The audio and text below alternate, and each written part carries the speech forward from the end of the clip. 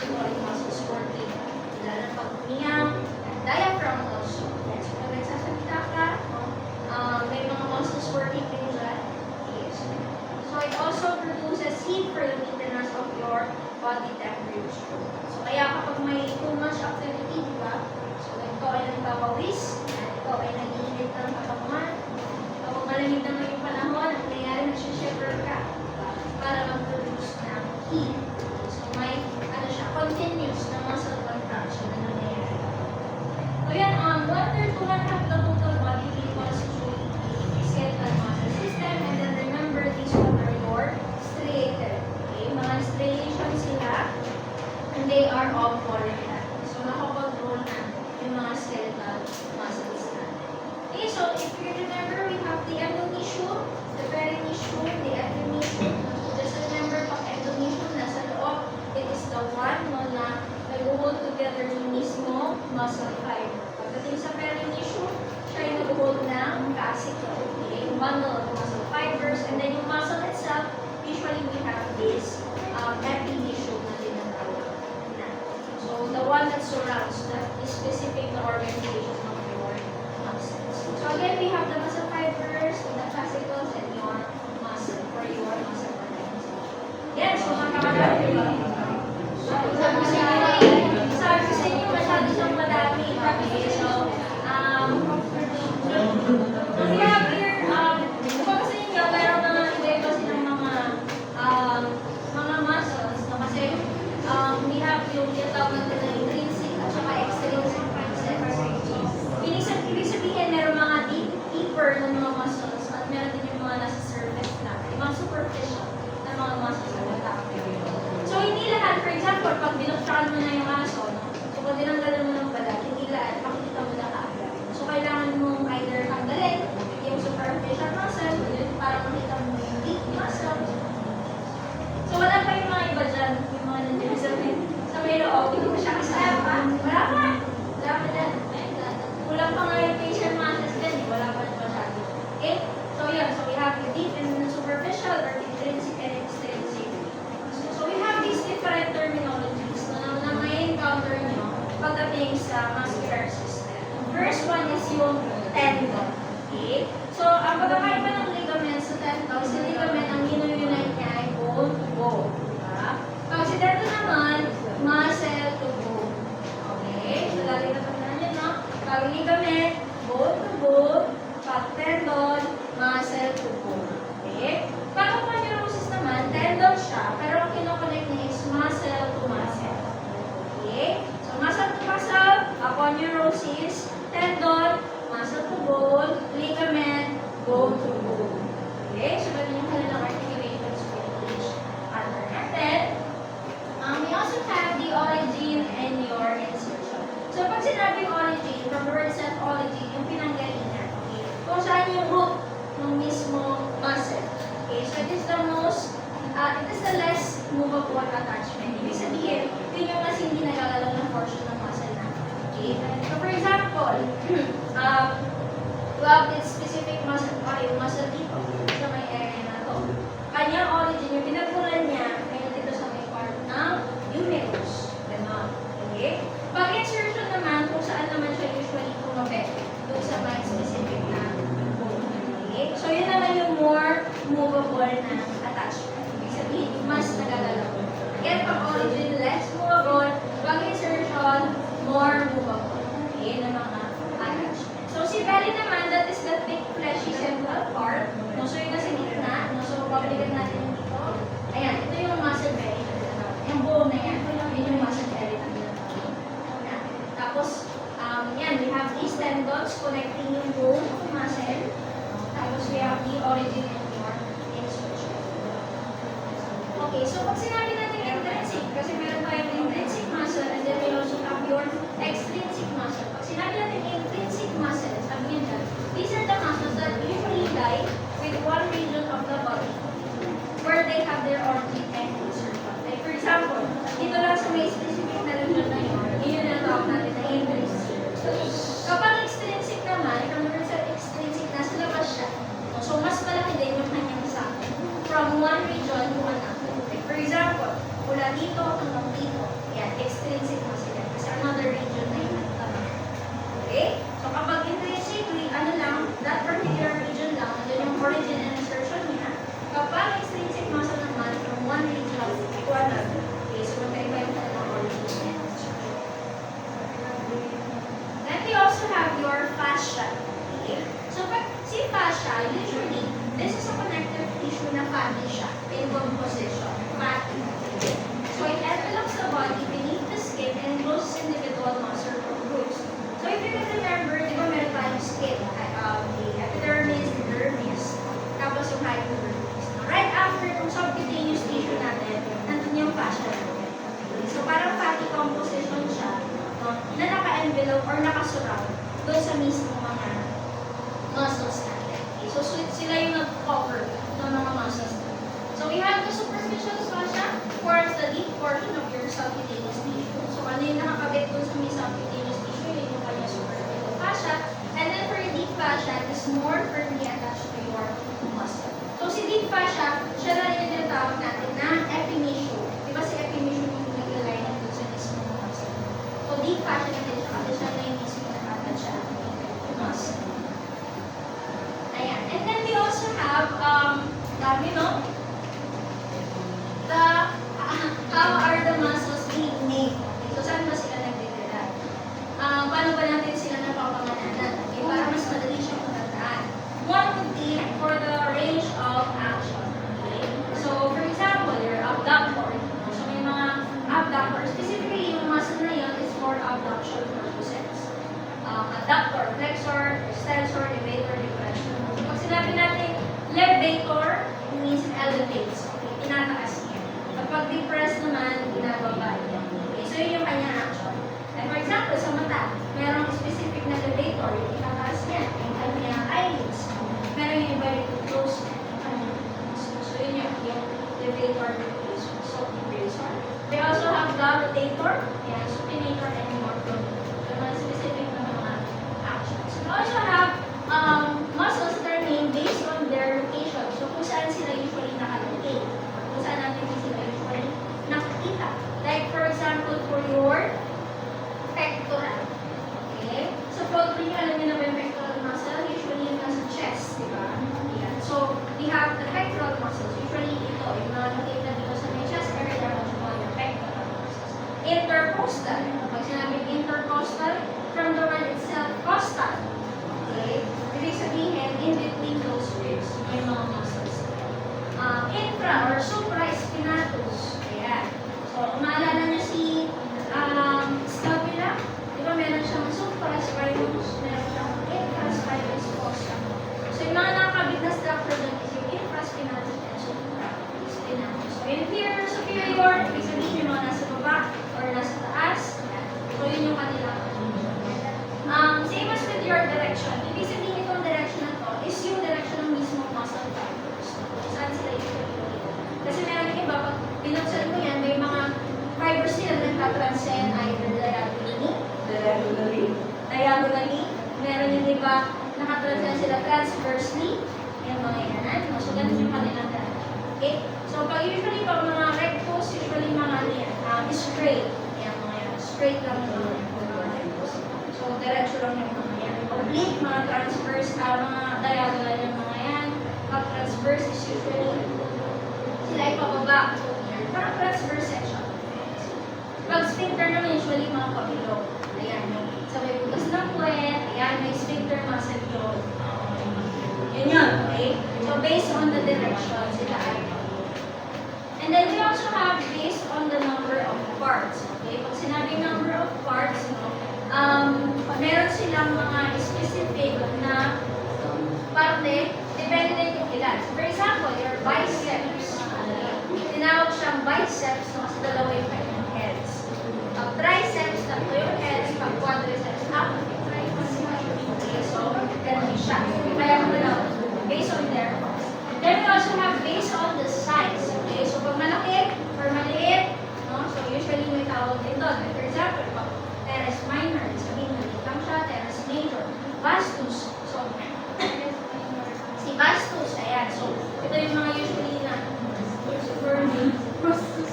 Grabe, yun na talaga si vastus. different gastrus. Ayan. Pag sinabi mong gastrus, is malaki. Yan. You also have your latissimus. So, pag sinabi naman na latissimus, ano siya, malawak. Malawak pag sinabi natin latissimus. Pag longissimus naman, pahaba. Uy, longissimus. Uy, latissimus. Okay? So, malawak, pahaba, ganyan. And then also, based on the changes. Like, for example, si deltoid. Okay? Para siyang, it comes from the delta na Greek alphabet. Kaya tinawag na deltoid. Rhomboidus, kasi mukha siyang rhomboid shape. Yan. Then we also have your serratus. Yan. So may serrated na mga structures. Yun. So doon siya dinederive. Either based on location, based on the direction, yan. Based on the size. Okay? So we proceed with the muscles of your head.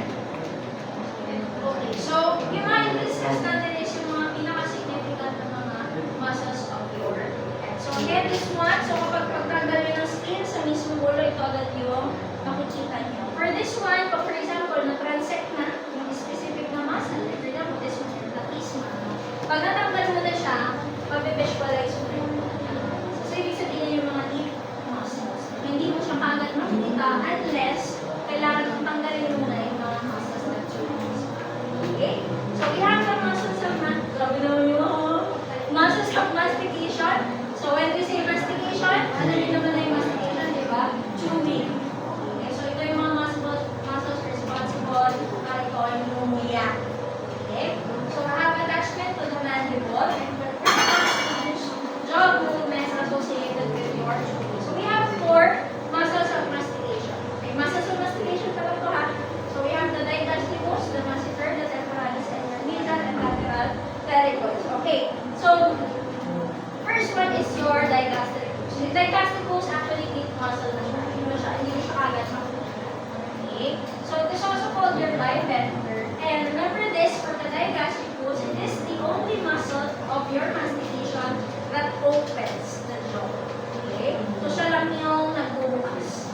Okay? To the help of gravity, of course. So that is your digastricus. Okay?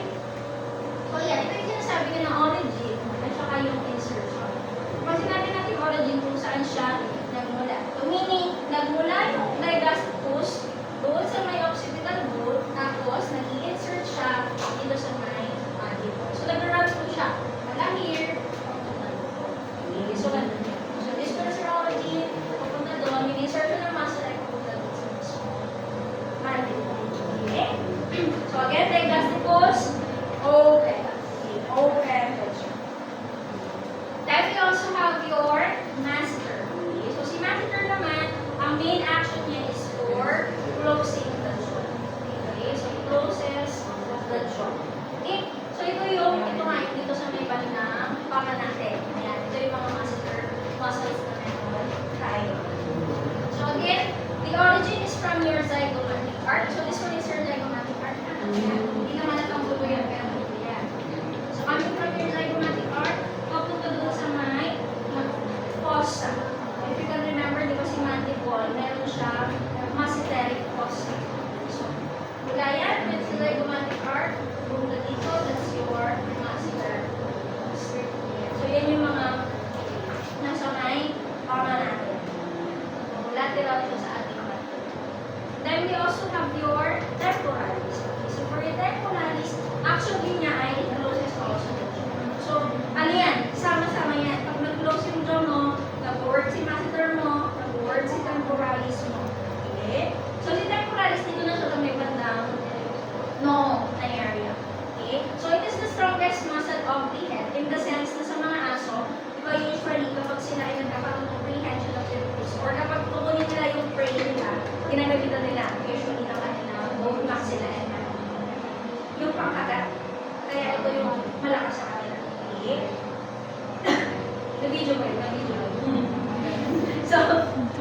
So mainly it's responsible for closing the jaw. Again, pag-opening, digastricus. Okay? So always remember, digastricus is the paired muscle that opens the jaw of the muscle of the stick.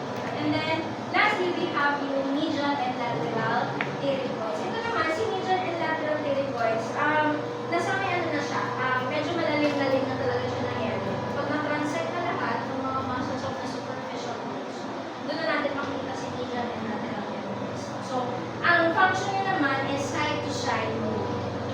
Okay. Ganyan. That's your medial and lateral territories. Okay?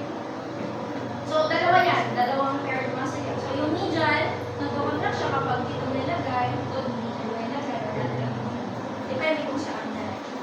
So, again, no, kapag opening the jaw, Digastricus.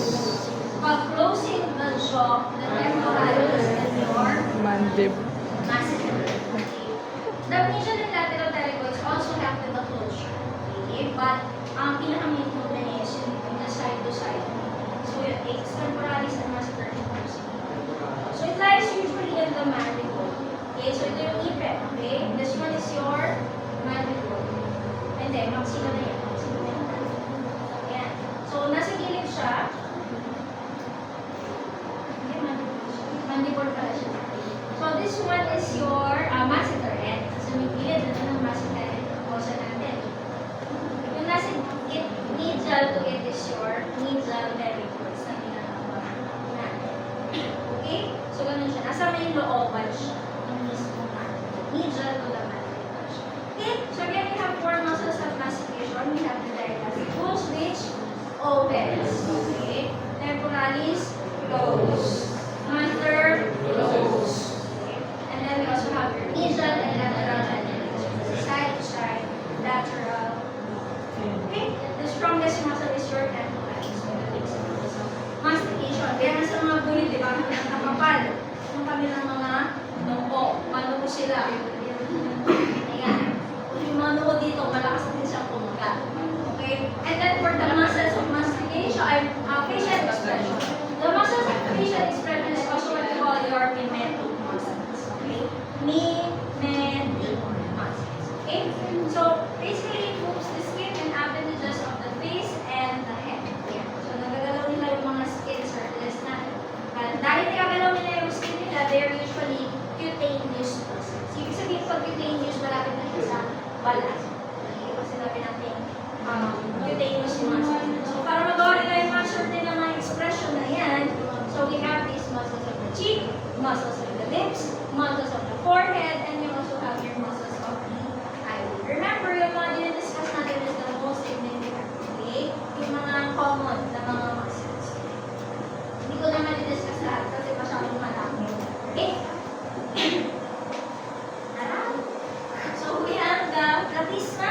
So remember, for platysma, siya yung most superficial. Okay? Pagbukas niyo nung pagpapalat niyo dun sa mismong alma, yun yung una yung makikita. Is the main cheek area.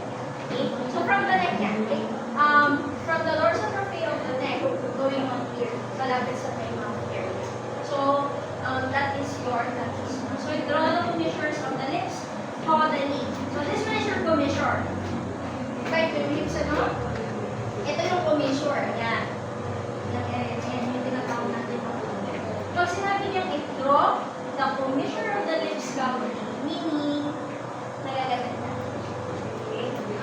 So, yun yung platysma. Yun yung kanyang main method. So, it helps with the smiling. Yan. Yan.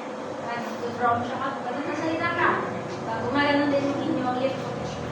Okay? So, that is for your platysma. Remember na platysma, most superficial muscle ng ating head. Then, we also have your buccinator. Okay? So, si buccinator naman, it forms the foundation of your cheek. Dito siya banda sa may air natin. Malapit din siya sa may mouth. Okay? Sa may oral cavity. So, the action is to return the food from the vestibule to the masticatory surface of the teeth itself. Okay? So, si vestibule is itong space, itong cheek na yan mo. Ayan. Dito yung vestibule. Okay? Sa may loob ng oral cavity, we have the vestibule. So, si vestibule is yung doon sa may cheek area. Okay? Tapos, sabi niya dyan, it returns the food from the cheek area going on to the masticatory surface of the food. Para, for example, pag napunta yung pagkain doon sa may cheek area, mabalik mo na doon sa hair. Okay? Para mamaya. Okay, so yun yung buccinator na tinatawag. Yung masticatory surface is yung parang nasa may upper part ng teeth natin. Kung ano yung pinangunguya natin na part ng teeth, yun yung masticatory surface. Pinabalik niya yung pagkain from the vestibule, from the cheek, going on to the oral cavity or the masticatory surface of your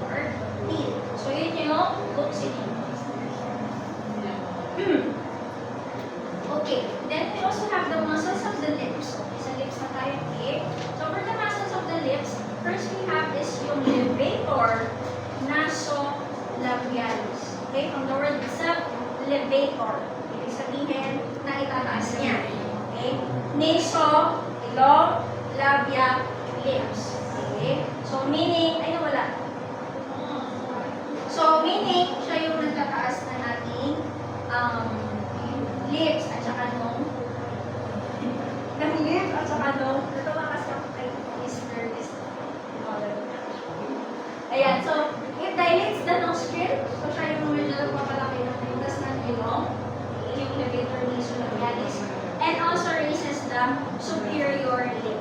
Okay? So, di ba pag minsan nagkagalit sila, yung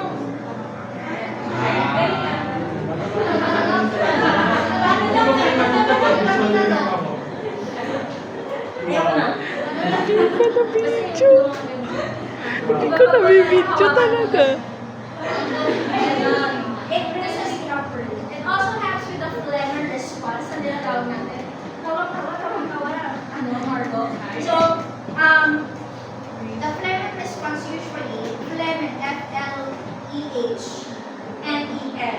Ayan, phlegm response. So, pansin niyo pag, minsan, di ba nakaka-amoy sila ng hypoxia, or kapag may mga ending ng mga dogs, yung lalaking dog, usually, minsan tumataas yung upper lip nila. Tumalala. Yan. Tapos parang nag-char yung teeth nila. Tapos nagtag yung curl yung upper lip. That's with the help of your levator nasolabialis. Again, pag levator nasolabialis, it elevates the upper lip. Levator nasolabialis. Again, remember that it arises in the frontal region of the edge of superficial lip and the matrix. Okay? Ayan. And then we also have the orbicularis oris. So for orbicularis oris, medyo deep muscle na si orbicularis oris. So basically it lies deep in the platysma, okay, and levator nasolabialis. So it closes the lips by drawing them together in the shape of O. So sila naman yung responsible para makapag-talk. Sige na. Grabe, ang galing ako. Tinutuloy talaga ako eh. Ayan. So, iba pa O siya. So, pinapproach niya. Ayan. So, yun yung orbicularis. Okay? And then we also have your zygomaticus. Yung zygomaticus, siya talaga yung mainly involved for smile.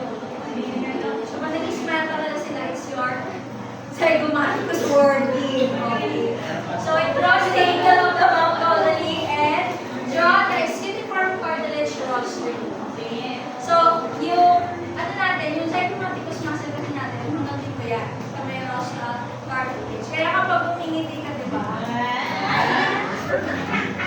Kapag umingiti ka, syempre dapat medyo maganda yung wala. Pag umingiti ka, di ba usually yung tenga nila nag-forward? So, nag-move din yung kanila forward. Kasi yung skinniform cartilage is dito. So, may cartilage. Yan, yung skinniform cartilage. Okay? So, it arises from the skinniform cartilage to the edge of the upper lip. So, parito siya. Yung running through ng muscles natin is parito. So, again, smiling muscle siya. Okay? Yun na zygomaticus, smiling muscle, no? And it also draws the skinniform cartilage rostrum. So, it's a bit move forward. Meron pa akong ayan. Ayan. Na-transect ako na siya, naputol na siya. Pero, from here, dito sa may region na to, going to there, that is your zygomaticus. So, pa-diagonal yung kanyang direction. And then, for your mentalis, the subdivision of the ventral part of the ocellator. Okay, so kasi ito yung ating meron tayong ocellator, buccal, and then ocellator dorsal. So, sa may bandang baba, that is what you call your mentalis. So, dito, yan. Dito naman yan sa may lower lip. It stiffens the apical region of your lip. Okay? So, meaning, yung pinaka-apex niya, yun yung ini-stiff. Hindi ko na kayang gawin. Okay? So, yan. So, yun yung mga muscles of the gawin ko.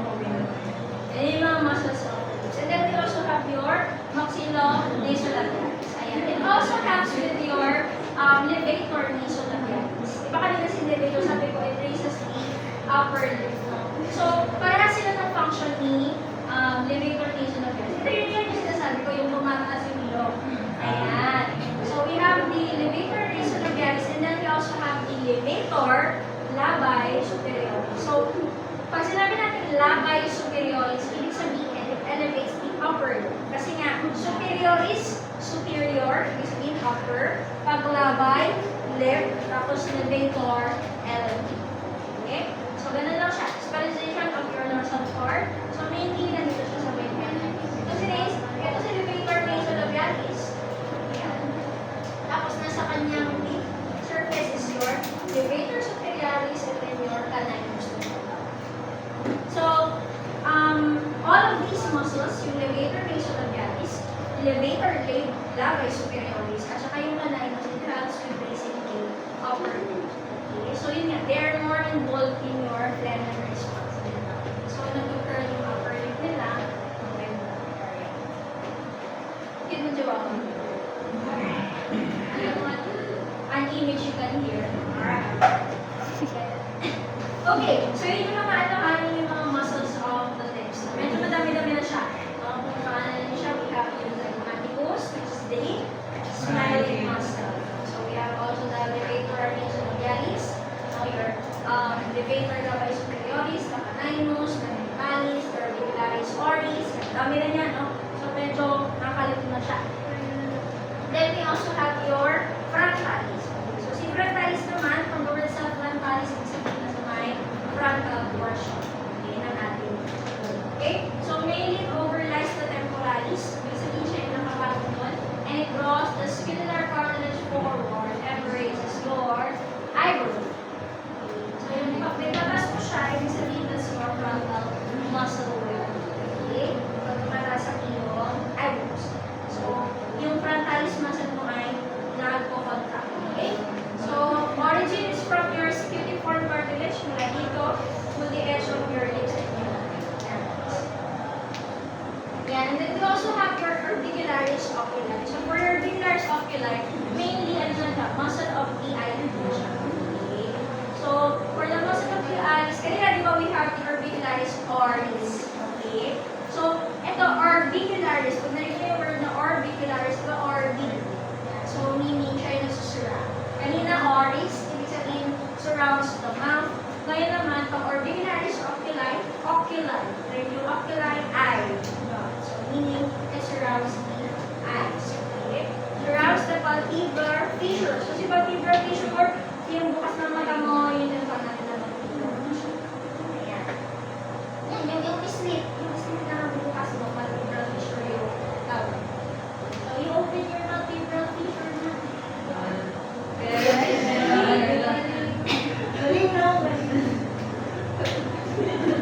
So, yung closest na palpebral fissure. Ang ginagawa niya naman siya yung nagsasara. So, nagsasarado siya. So, sinasarado niya basically yung eyelid. So, for your orbicularis. So, pag orbicularis oculi, sarado. Ayan, pasarado na. Parang preferred. Ayan, and then we also have your retractor, anguli, oculi, lateralis. Okay, medyo mahaba na siya. So, i-root natin siya. Okay? Anguli, oculi, lateralis. So, again, oculi. Narinig yung word na oculi, okay, nasa mata siya. Lateralis, okay, nasa lateral side siya. So, sinabi natin angle, yung angle of the eye. Ito, yung gitna ng eye. So, area. And then, retractor. So, ibig sabihin, hinihilin niya, nire-retract niya. So, it retracts the angle of the eye. So, nagaganon niya. Okay? Galing ulit, ang galing. So, nagaganon niya siya. Okay, so it passes from the lateral palpebral angle to the left of your temple. And it draws the lateral palpebral angle caudally. Thereby, it assists in closing. Okay? So, the orbicularis oculi, closes the eye, thus the one that assists it is your retractor anguli oculi lateralis, yung nasa kilid. Para syempre, pag it draws the palpebral fissure angle caudally, magsasarap. So, ganun siya. Then we also have your levator anguli oculi median. So, kanina nakalagay ay retractor anguli oculi lateralis. Ito naman, levator. Okay? So, meaning, in-elevate niya. Binubukas niya yung mata. Okay? So, We have the levator, ibig sabihin binubukas niya yung angle of the eyes middle. Ibig sabihin nakalukit siya middle. So ito yung lateralis. Ayan, ito. Nasa gilid siya. This one is your orbicularis oculi. This is your retractor anguli oculi lateralis, and this one is your levator anguli oculi medialis. Okay, so nakupo ka. Ganun yung kanyang position. Okay? So it raises the upper eyelid and erects the hair of the lower eye. Okay? So meaning siya yung na-open. Okay, na-open. Yung ilaw. So kasi common naman ang nag-open yung eyes mo, diba? Common lang ang bumubuka talaga is yung upper eyelid. Yun talaga yung yes. Ano? Ha? Nagkaka-eyeball? So, hindi ba ako nakita na nasa may eyeballs? Yung ang dami ko nangangaralin, nakisip ko ba yun? Eyeballs ko makas. Nagkakaroon ng fluid, nakakaroon ng inflammation. Pero yun ang puyat sila gano'n. So, hindi siya usually nangyari kasi tulog lang naman yung tulog. So, gano'n muscles include common muscles and your extraocular muscles. So, these are your extraocular muscles. No? Mainly, pag sinabi natin extraocular muscles, no? Meaning, nasa may labas siya ng globe. Okay? Yung globe of the eye is yung globe ng your eye. Okay? So, you have the dorsal rectus, the ventral rectus, the dorsal oblique, lateral, medial, and ventral oblique. And, ano sila? Meron silang certain mga movement. Okay? Like, for example, si dorsal, from the word sa dorsal, nasa taas siya. Okay? So, it elevates the globe. Siya yung nagtataas. Yun yung tinitingala ka. Okay? Pataas yung mata. Ventral, baba. Okay? Lateral, sa gilid. Lateral, pag tumingin sa gilid, itong area na to yung lateral side of your work. Pero yung dito, yung middle rectus mo. Diba? So, tumingin ka dyan, yung lateral rectus mo yung naka-contract, pero yung kabilang mata mo yung middle rectus mo. So, yung mas good. Pag napagsabay mo sila, pag-iwalayin, ito na, gano'n, hindi ko na kaya gawin yung sorry. I know that you're a visual learner. Okay? So, hindi na kaya gawin okay? So, kapag nag-iwalay silang dalawa, so, both lateral rectus yun. Pag natulin ka, yung medial rectus mo yun. Ayun. Pag kapag nakabanlag, yung tatawag mga banlag. Sabi nila, kasi hindi mo common sa pag yun. Diba kasi sa mga pag-yun? Usually kasi, kailangan daw doon patapain yung structure ng mga. Kasi ang nangyayari doon is yung orbit nila, medyo mas nakalabas ng orbit. And because of that, syempre, contracted yung ito sa may lateral portion. Parang nahihina siya, in the sense na nahihina. So, ang gagawin lang daw is, parang gagawin yung muscular yung area, para bukan siya. Pero yung sa tuloy, hindi ko alam. Paano mo nagagawa? Tanong nyo na, tuloy ka ba? Ilan ko, sabi niya sa aso. Pag sumunod siya ng dalawa, tuloy siya. Yung kanina na pagkala. Pag ano, may peripheral vision na ako naman siya. Kaya pag sabi nila, paano mo daw malalaman na syempre wala nagkatarak surgery. May mga ganun kasi yung tatanggalan sila ng katarata. Paano malalaman na ano siya, nakakakita siya, mga ganun. Paano mo siya? Oo, ilan ko. Awal ka, ilan ko. So, usually may siyang malaman. Okay, so ganun siya. So this one is your dorsal rectus. We have the ventral rectus, the lateral and your medial. Tapos this one is your ventral oblique. Yan. Tapos ito yung dorsal oblique. So kapag nag-contract yan, so pag hinila mo siya, yung blow, hindi mo siya mag-ganun. Pag nag-contract siya, ito siya mag-ganun. Pag ito nag-contract, ito siya mag-ganun.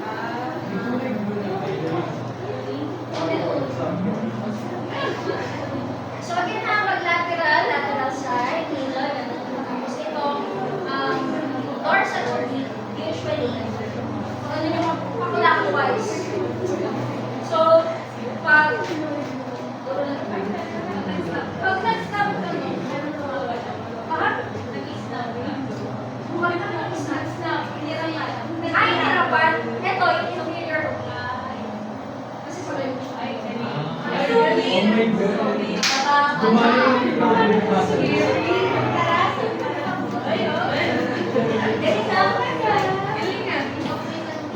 May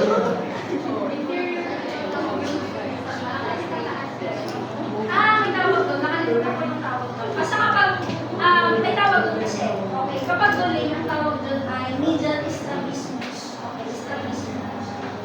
So, parang ba, kind of thing, may medial strabismus. Para hindi naman siya maano. Pagbalak naman siya, lateral strabismus. Nakalimutan ko yung tawag doon. Hindi sa ganun. 23.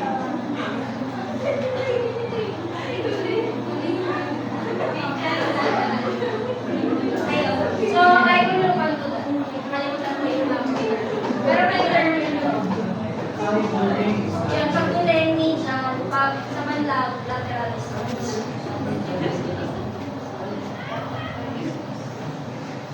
Ayan, and then siguro dito tayo magkakapo si intrinsic muscles of the tongue. Basically, these are the ones that these intrinsic muscles of the tongue are usually the ones that control the shape. Di ba kasi nakakontrol yung shape mo? Yung napakakulot-kulot ko, yung napakakulot, mga ganyan. So, mga intrinsic muscles yun. Ibig sabihin na doon na siya mismo, kasi yung tongue mismo, muscular organ siya. May tissue na may muscle yan. So, yung mga nasa loob ng tongue is usually it allows the shape to change. And then we also have the extrinsic muscles. So basically, these arises from the outside of the tongue. Ibig sabihin na sa may labas siya. So we have the styloglossus, the genioglossus, and your hyoglossus. So may sarili-sarili silang mga function. Like for example, your styloglossus from your stylohyoid. So na-remember niyo si stylohyoid? Nasa may hyoid apparatus siya, di ba? So mainly from the stylohyoid to the tongue, it has 3 muscle heads, and usually it draws the tongue or usually, di ba usually we have the origin, so mayroon siyang tatlong, parang origin, mayroon i-drawing. For example, this one is your muscle, 1 muscle head, 1 muscle head, 1 muscle. Yung manifestation niya, or yung origin, kasi head siya. And then we also have, it draws the tongue tongue quadrant. Okay, so yung nagpapasok sa tongue mo. Paloob, that is your styloglossus. Kapag naman palabas siya, that is your genioglossus. So kapag paloob, stylo. Kapag palabas, genio. Okay? Si hyoglossus naman, it retracts and depresses the tongue. So basically, parang it also moves the tongue papasok. Okay? And, di ba usually pag nilabas mo yung dila mo, madidepress mo pa siya further. Ako na yun, nabas mo niya. Ganon. So, nabababaw ko siya.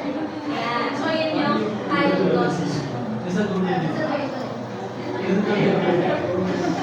Okay? So, yun naman yung mga muscles.